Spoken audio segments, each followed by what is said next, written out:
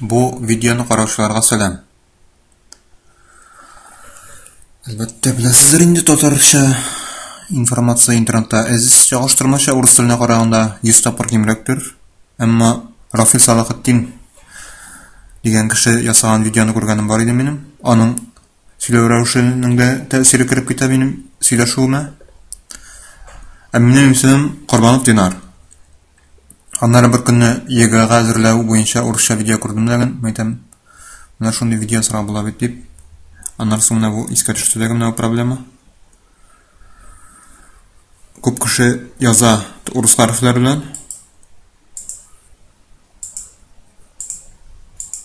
Һәм күп кеше аны турында назарлана. Шуңа күрә җайлы гына була видео белән ясасам.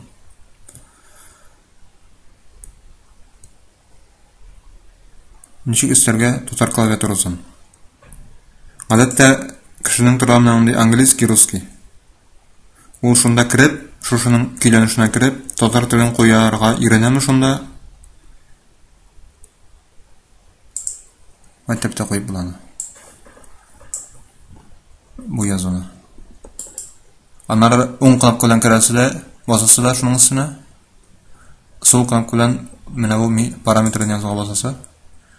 Һәм менә монда татар телен истәп була. XP-дә булганда һәм 7нче Windows-дадыр да нәртеп стилер. Гадәттә. Татарский клавиатура, татарский. Окей. Монда 3 тел чыга. Окей.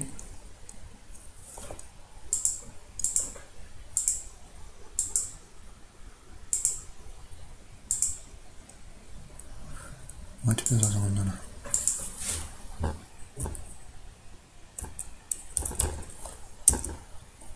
Alt, Shift. Shift. Так. Урысча, татарча, инглизче тәртибенә бара микән ди бу?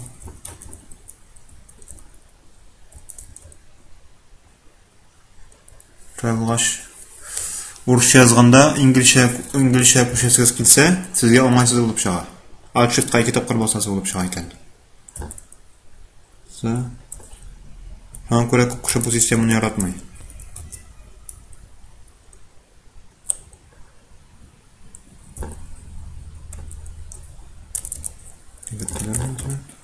Аннары hello дип язасың килә. Ул hello дип язмакчы була, ләкин анда нәрсә чыга. Тамырда кырбасасы була аңа мәскәнгә. Һәм аннар соңына дөрес дип яза башлый. Моны тиз генә Alt-ка бер тапкыр басып, Shift-ка бер басып аласың, Alt-ны җибәрәсең. Менә шулай дип тәшәп бар инде. Ничек булды бу? Басча. Нахар Alt-ка басып торам бер маркмак белән, ике шармак белән Shift-ка бер басып алам. Тагын бер басып алам. Менә русча инглизчә күчәрү өчен ике тапкыр басасы. Бер өйрәнсәм монда да шәргә була. Әмма мин XP-дә инде икенче төрле система куя башлаган идем. Аны сөйләп күрсәтәм.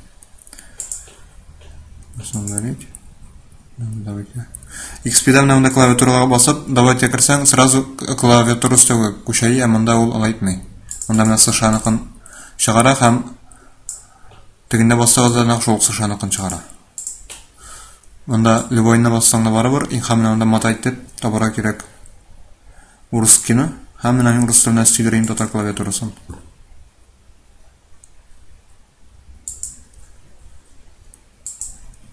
Һәм менә шундый урыс теле эчендә ике клавиатура барлыкка килә ди. Окей. Хәзер менә Alt Shift белән урысча күчтем. Alt Shift белән инглизчә күчтем. Без проблем. Монда татар теле юк тагын шикелле. Ягъни сезнең компьютерда бүтән кеше утырса, урысча гына куллана торган, аңа дагы аның проблемасы булмый, әгәр урысча куеп калдырсагыз. Һәм менә русча торган вакытта Ctrl Shift-ка бассагыз, ул урыс теле әйләнә татар чыга. Һәм ага таба уже татарча Элекке аşağı devam etesiz. Alt shift bilen.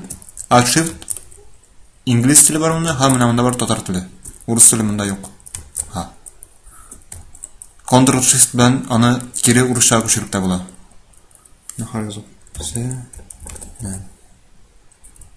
Shift hello. Babil. Alt shift S ne har uruşa köşüren. Ctrl shift bastım. Русская почта хар. Даже. Щетка. Bunda уже ş harfi harfi orunda ş harfi yazar.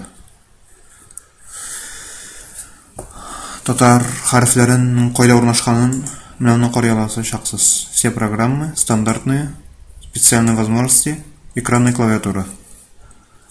Aha, Ctrl Shift Mana tatar harflari ko'rsatilgan. Ö, E mana ötsa o'rnida.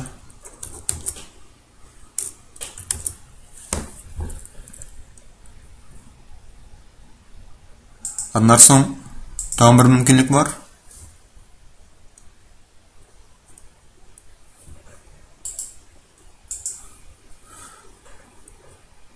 Mana bunda kirib Mesela sizin bir 4-5 til bolsa yoki mesela o tilni angliskada, ruskada kiritib bo'lmasa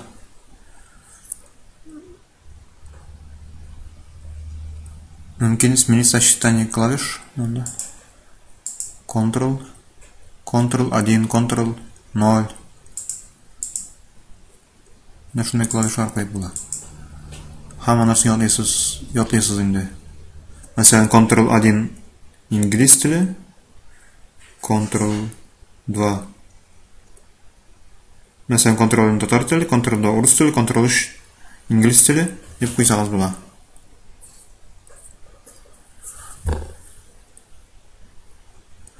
Anarsan bir öğreteyim beni. Bunda tatarcha ko'chiraman daha.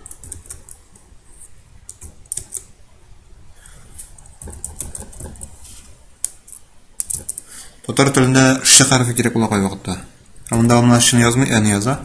Nishlarga hozir shuning uchun meni alt shift qa bosirganman. Alt shift tugul Ctrl shift qa, mesela Ctrl shift sh anarki Ctrl shift qa bosasiz bo'ladi. Yozar uchun. Kiri e'larni yoza boshlasan uchun. Mumkin joylarga ishlarga alt klavishasini probelning o'ng yog'indag'isini bosib turasiz bir o'rnoq bilan jibermishi. Ikkinchi barmoq bilan shga bosib olasiz. Birinchi barmoqni altdan jiberasiz. Buni shoytirsangiz, to'g'ri turamni, sh harfini yozadi. Shuni shoytirib, umuman u o'ris tilini olib o'tib, tatar klaviaturasi bilan qo'llanib bo'ladi.